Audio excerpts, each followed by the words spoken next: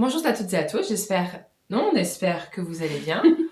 On se retrouve aujourd'hui pour la partie 2 de nos histoires paranormales, nos histoires étranges plutôt. Même pièce, pas le même jour. Hier, on allait manger des crêpes, on a profité de notre soirée. C'était trop bon. Si vous passez à Saint-Malo, on se permet une petite pub gratos, hein, le Moulin Vert. Le Moulin Vert intramuros, c'est vraiment très très bon. Ouais. Donc on a profité, puis on a un petit peu de temps devant nous, donc c'est pour ça qu'on reprend pour la deuxième partie. Et aujourd'hui, c'est Marine qui va commencer. Alors, l'histoire débute en 2019. Premier trimestre de l'année 2019. Je suis hébergée chez des gens de qui je suis très très proche, dans la campagne, dans une maison dont le terrain date de 1845. La maison a été construite en 1845. Il y a une poutre dans le salon où sont gravés les noms de la famille qui a construit cette maison et le terrain avec les dates. Ouais, j'adore cette maison. Ouais, mais effectivement, elle est très très sombre avec un très long couloir. Et, ouais, on flippait quand on était petite. Hein. Ouais, bah en fait, les toilettes étaient au bout du couloir, petite anecdote dans l'anecdote. Et on s'accompagnait mutuellement quand on était parce qu'on était vraiment trop flippés. Et donc, dans chaque chambre, il y a une mezzanine. Et dans la chambre dans laquelle je dormais, en fait, j'avais donc le lit qui donnait vraiment en face de cette mezzanine. Et bon, effectivement, c'est une vieille maison, donc on entend souvent le bois craquer, tout ça. Donc on est habitué, on sait que c'est le bois ou qu'il y a En fait, il y a un rosier maintenant qui tape contre le volet des fois, donc je sais que c'est ça. Donc quand j'entends ça, je suis pas forcément flippée parce que je sais que c'est ça. Ouais. Mais il est arrivé plusieurs fois que je me sente observée. Ouais. Et que quelqu'un m'observait. Et du coup, j'étais pas à l'aise dans cette chambre. Faut savoir que cette chambre, elle est quand même au premier étage. C'est pas le vieux voisin dégueulasse qui vient regarder par la fenêtre. C'est pas au premier, enfin au rez-de-chaussée, c'est vraiment au premier étage et pas accessible quoi. C'est le premier étage et vu qu'on est à la campagne, il n'y a pas de vis-à-vis en fait. Non. Et c'est vraiment, mais genre je me sentais, mais genre j'avais l'impression qu'on m'observait mais d'en haut. Ouais. En fait, de cette mezzanine. Mais c'était pas, je sentais pas forcément quelque chose de dangereux ou quoi que ce soit en fait. C'est vraiment genre quelqu'un qui me regardait en mode qu'est-ce que tu fais là? Hey. Et genre qui est cette personne, tu vois? Ouais. Mais c'était bizarre en fait, et vraiment il y a eu des nuits où je n'ai pas dormi de la nuit à cause de ça. Ouais. Et j'ai commencé à t'en parler parce que je me suis dit, mais je vais pas. Enfin, si j'en parle autour de moi, les gens vont me prendre pour une tarée. Et je commence à lui parler de ça, et elle me dit, bah c'est possible et tout, et c'est bienveillant, mais genre, je ne savais pas. Enfin, c'est vrai qu'il y avait des vieux objets dans cette mezzanine. Parce que. Ah oui, c'est vrai, tu m'avais dit. Il y avait des vieux objets, il y avait des miroirs, il y avait des anciens miroirs, mais après, est-ce que ça appartenait peut-être à la personne qui dormait dans cette chambre aussi juste avant, puisque c'était l'une des filles du couple, donc ça peut-être s'appartenait à elle, donc je vois pas. Il y a peut-être des histoires autour de ces objets, mais j'étais pas au courant. Les mezzanines, c'est pas les fondations originales. Non. Donc pour moi, je me demandais ce que c'était. Mais ces sensations, elles partent et reviennent. Et il y a eu des périodes où c'était plus intense que d'autres, mais c'était vraiment, je n'arrivais pas à m'endormir. J'allumais la lumière en mode, en mode, qu'est-ce qui se passe? Mais vraiment, j'avais l'impression qu'on me regardait. Et bon, moi je me dis, bon, de toute façon, c'est juste moi qui flippe pour rien. J'arrive pas à dormir, je suis stressée, je sais pas. En plus, c'était une période où j'allais pas forcément très bien, c'était une période très difficile pour moi. Et un jour, bah, c'était le jour de ton anniversaire, on s'appelle en Skype. C'était pour mon anniversaire? Je crois que c'était pour ton anniversaire. Ok. Un truc comme ça. C'était au printemps, en tout cas. Et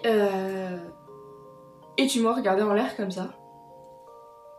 Et genre en mode buggé parce que il y a cette sensation, et sans dire quoi que ce soit, tu me dis, il y a rien. Enfin, il y a un truc, mais t'inquiète, c'est pas dangereux. Ça me dit quelque chose.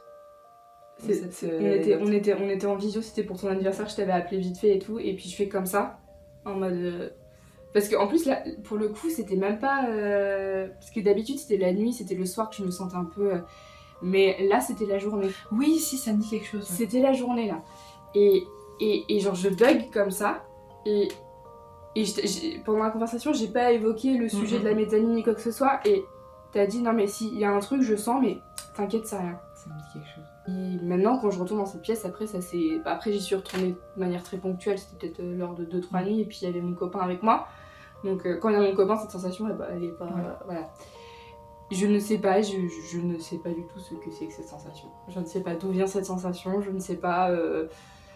j'ai pas su avoir d'anecdotes parce que justement le mari du couple avec qui m'a hébergée en fait est passionné par la généalogie, par l'histoire et aime bien creuser l'histoire des objets, de la maison, tout ça, et il n'a pas vraiment eu d'anecdotes par rapport à ce qui a pu se passer dans la famille. Il n'y a pas eu de gros drame en tout cas, enfin pas à ma connaissance. Enfin j'ai pas forcément plus d'anecdotes là-dessus. Après, je pense qu'effectivement, ils ont peut-être tous plus. Bah, forcément, dans les années 1800, dans le milieu rural, bon, ils décédaient tôt. Mais c'était. Bon, de cause naturelle. J'ai pas plus d'informations, donc on ne sait toujours pas. Enfin, je sais pas ce que c'est que cette présence en fait. Mais je trouve ça dingue le fait que, genre, je bug et toi tout de suite tu captes et tu sentes le truc et tu dis non, mais y'a rien. Ça me dit quelque chose, je me souviens un peu exactement de façon très claire de cette anecdote, mais c'est vrai que quand il y a quelque chose qui vient, une entité ou un esprit, peu importe ce que vous pensez ou quoi, ça me fait comme un poids sur l'estomac. Et je sais que quand il y a quelque chose qui est dans une pièce et qui devrait pas être là, entre gros guillemets, parce que c'est là, elle a le droit d'être là, quoi. Mais je le ressens, j'ai un point sur l'estomac, ah, on n'est plus tout seul. Et j'arrive à repérer où ça se situe. T'as capté, je fais ouais. Et je me rappelle, je te dis, dans la mezzanine là, on est d'accord. Ouais. Ouais, et j'étais genre. Ok. Bon, par contre, j'étais super bien dans cette chambre, hein, mais c'est vrai qu'il y avait des soirs où, en fait, la présence me mettait mal à l'aise, mais parce que dans la mesure où je sentais pas que j'étais en danger ou quoi que ce soit. Mais c'est juste que j'étais là, bah, t'as rien à faire là en fait, laisse-moi dormir en fait. C'est ça. C'est ça. Mais dans ces cas-là, il faut leur demander de partir. Bah, du coup, c'est ce que j'ai fait, et effectivement, ça s'est calmé. Ouais. Ça s'est calmé, bon, forcément, il y a re-eu ces épisodes. Je pense que c'était quelqu'un. Je ressentais ça comme quelqu'un de curieux qui disait c'est là où j'habite, qu'est-ce que tu fais là, tu vois. Faut savoir que si un jour ça vous arrive, que vous sentez une présence, même si vous y croyez pas, mais que vous sentez une présence ou quoi, ou que vous avez l'impression qu'on vous observe, quoi, demandez de partir. Que vous y croyez ou pas, demandez de partir, ça partira. Ouais. En tout cas, ça a marché, et puis maintenant, quand j'y retourne. Non, parce que j'y suis retournée après le confinement, le tout premier confinement de 2020, ça m'a pas. J'ai pas des souvenirs comme quoi ça m'a refait ce truc.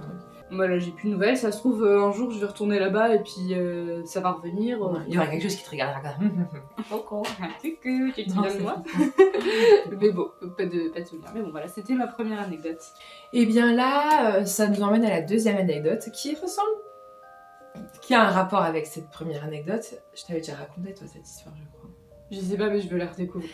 Alors, dans mon premier village, alors si vous avez vu la première vidéo, vous savez que j'habitais dans un village où il y a une maison hantée. Et donc, dans ce village-là, j'habitais dans une vieille maison.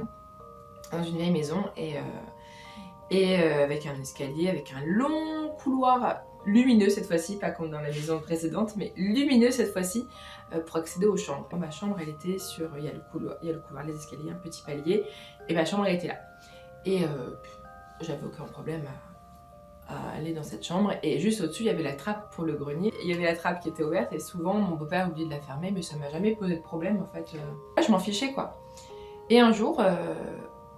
la trappe était ouverte, mes parents étaient partis en vacances, ça faisait plusieurs jours qu'elle était ouverte, et là j'arrive, je sais, putain, il y a quelque chose qui me regarde. Il y a quelque chose qui me regarde de la trappe. Et à partir de ce moment-là, c'était impossible pour moi de passer vraiment à cet endroit sans flipper, mais vraiment, j'étais pas bien du tout, hein. Tu t'en souviens pas? Tu t'en souviens pas? Putain, je me rappelle pas. Ou alors, t'as dû me la raconter, mais je redécouvre. Ouais, tu vois, et impossible de passer en dessous. Limite, je sentais vraiment quelque chose m'observer, et c'était vraiment hyper oppressant, c'était angoissant, c'était horrible. Et du coup, je courais en dessous de mon frère, il disait, c'est bon, tu peux y aller toute seule, c'est pas grave. Bah, mon meilleur pote, pareil, il se foutait de ma gueule, parce que lui, il est hyper cartésien, il croit absolument pas, et du coup, il voulait pas m'accompagner, enfin... Parce que lui, sa chambre, c'est juste avant la mienne, il passait pas sous la trappe, enfin bref, j'étais toute seule. Et je me souviens qu'il y avait le chat qui, par contre, était toujours, quand j'étais dans ma chambre et que j'étais en flip, dans ma chambre, je me sentais très bien. Par contre, c'est vraiment cette partie-là, je pouvais plus parce que je savais qu'on me regardait. Alors oui, vous direz, oui, mais c'est parce que tu t'es fait des films. Non! Comme je vous disais, cette trappe était souvent ouverte et ça me faisait ni chaud ni froid. Et là, je savais qu'il y avait quelque chose. La chatte, elle était toujours collée à moi dans la chambre. Enfin, je veux dire, elle venait ronronner sur moi, bah oui, c'est normal pour un chat, non, parce qu'elle faisait jamais ça avant. Mais elle était toujours sur moi, vraiment, alors qu'à d'habitude, elle était pas spécialement comme ça. Là, elle venait comme me protéger de, je sais pas, elle était toujours sur moi, et toujours, alors qu'avant, elle faisait jamais. Et un jour, je me souviens, enfin, c'est des petites flashs, des petites anecdotes, c'est pas sensationnel, mais j'ouvre la porte pour aller dans ce couloir pour sortir de ma chambre, et au loin, tu sais, côté chambre de ma mère, tout au fond, je vois une forme blanche. Mais tu sais, très... En une seconde, il n'y avait plus rien, tu vois. Ah ouais, j'étais, oh, c'est quoi, je veux pas sortir de ma chambre, tant pis, je me ferai pipi dessus. Ah ouais, vache. Ah ouais, c'était fou. Hein. Et un jour, je fais une fête. Enfin, je fais une fête le lendemain, et puis la veille, j'ai des amis qui viennent quand même. Je faisais chez mon pote. Et là, il me fait, mais de façon totalement spontanée, il était fatigué, il était à moitié en train de dormir, de façon totalement spontanée, il fait « Arrête, sinon la petite fille, elle va venir te faire chier. » Je me suis dit « Oh putain, mais comment il sort ça, lui ?» Et le lendemain, donc, j'avais un ami qui était très dans la spiritualité, très dans ce côté ésotérique, occulte. Et je lui en parle, parce que je sais que lui, il me prend au sérieux, qu'on partageait cette même vision de la vie, cette même spiritualité, et que lui, il percevait des choses différemment de moi en fait. Lui, c'était des informations qu'il avait, moi, c'est des choses que je ressentais, à l'époque en tout cas.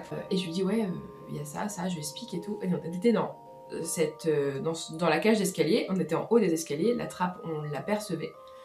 Et en bas, il y avait mes chiennes en fait, en bas de l'escalier, puis les portes étaient fermées. Tous nos amis étaient en train de faire la fête à l'extérieur, et puis nous, on était vraiment enfermés dans cette cage d'escalier. Et je lui en parle, il fait, oui, effectivement, il y a une petite fille. Il y a une petite fille qui est là. J'étais, ok. Et je l'apercevais plus au niveau du grenier, mais je l'apercevais à un autre endroit, et j'en avais pas parlé à cette amie. Et là, je vois mon chat qui fixe l'endroit où je l'apercevais. Et là, mes chiennes en bas commencent à se mettre à couiner, mais vraiment à couiner, tu vois. Mais genre improbable. Ouais, en général, quand les animaux, ils commencent à agir de manière étrange, c'est là que... C'est ça. Elles se mettent à couiner, mais vraiment de dérange, elles font pas ça, tu vois. Et elles couinent. Au début, c'était très très faible, et puis après, elles commencent à vraiment couiner. Et là, je dis à mon ami, je fais, ouais, je le ressens là, enfin, à cet endroit-là. Et je te dis, le chat, il regardait cette position-là, et mon ami fait, oui, effectivement, et puis il fait, là, on va partir, parce que visiblement, il n'y a pas que nous que ça dérange. Il parlait des animaux, parce que les animaux, même le chat, il commence à feuler un peu, tu vois. Il faisait, tu sais, des bruits bizarres, j'allais imiter le chat, mais tu sais, les chats, oui, quand il commence à grogner. Ouais, elle commençait un peu à feuler et tout, donc assez ouf. Et il me fait, mais par contre, rassure-toi, cette petite fille, elle est pas méchante, juste elle sait pas qu'elle est morte, quoi. Oh, bichette. Ouais, franchement, ça me fait trop mal au cœur. Chez moi, très souvent, je sentais des esprits venir me voir. Peut-être parce qu'ils savent que je les sens et que ça leur fait du bien. Et du coup, cette petite fille, j'ai fait beaucoup de rêves d'elle. Je sais que c'est elle parce que dans mes rêves, je l'entendais pleurer. Après, dans mes rêves, ça prenait une forme un peu plus creepy parce que ça faisait peur, tu vois. Mais je savais que c'était elle. Et à un moment, je l'entendais pleurer. Ça me réveillait, donc je pense que c'était... Je l'entendais pleurer dans mon rêve, mais c'était pas que dans mon rêve, tu vois. Ouais, c'est que c'est... Ouais. C'était de la clairaudience, peut-être, tu vois, que j'entendais vraiment pleurer en vrai, quoi. Souvent, je la ressentais avec moi. D'ailleurs, quand je la sentais avec moi, j'avais plus peur parce que je savais que c'était elle et qu'elle voulait pas de mal. Mais je disais de partir, quoi. Partir, pas dégage, casse-toi, rejoins la lumière, quoi. Ouais. Et puis depuis, j'y suis retournée quelques fois dans cette maison, chez mes parents, quoi. Et je l'ai pas forcément ressenti. Et donc là, c'était un peu chelou. Mais grave, mais elle est ouf, une forme. T'en souviens pas? Non. Ouais. Mais après, dans cette maison, il y avait tellement de choses qui me regardaient. D'ailleurs, une petite anecdote dans l'anecdote aussi, sans parler de la petite fille. Moi, ma chambre, elle était en 2 parties. Il y avait une entrée, c'était la taille d'une chambre, hein, l'entrée, puis ma vraie chambre qui était nettement plus grande. Et quand j'étais sur mon ordinateur, sur mon lit, j'étais dos en fait à la porte et j'étais obligée d'avoir un miroir à côté de moi pour regarder ce qu'il y avait derrière moi parce que je me sentais hyper observée. Tu te souviens du miroir qui avait à côté de moi? Oui, qui était à côté de ton lit. Ouais. Mais c'était pas pour me regarder tout, c'était pour regarder, c'était comme un rétroviseur en fait. Pour regarder quand t'es dors. C'est ça. Non, parce que je retourne à chaque fois pour dormir par contre. Non, c'était pour regarder ce qu'il y avait derrière moi parce que je sentais. Et en fait, c'était ouf parce que je sentais les choses qui venaient, mais ça s'arrêtait au palier de la porte, à la porte en fait. Et ça rentrait pas dans ma partie parce que je voulais pas. Et d'ailleurs, pour en revenir à la petite fille, un jour j'avais un autre ami à la maison et on était dans ma chambre, non on faisait rien, on parlait juste, hein, mais c'était juste un ami. On était dans la chambre en train de parler, puis je raconte cette anecdote pour parler de la petite fille. Et on parle, et là je sens qu'elle arrive. Je sens le poids dans l'estomac, je sens qu'elle arrive et je lui en parle pas, juste je lui parle de la petite fille. Et après, on s'en va, on parle, il me fait... quand on en parlait à ce moment-là de la conversation, elle était là? Je fais oui, exactement. Il l'a senti aussi. Ouais.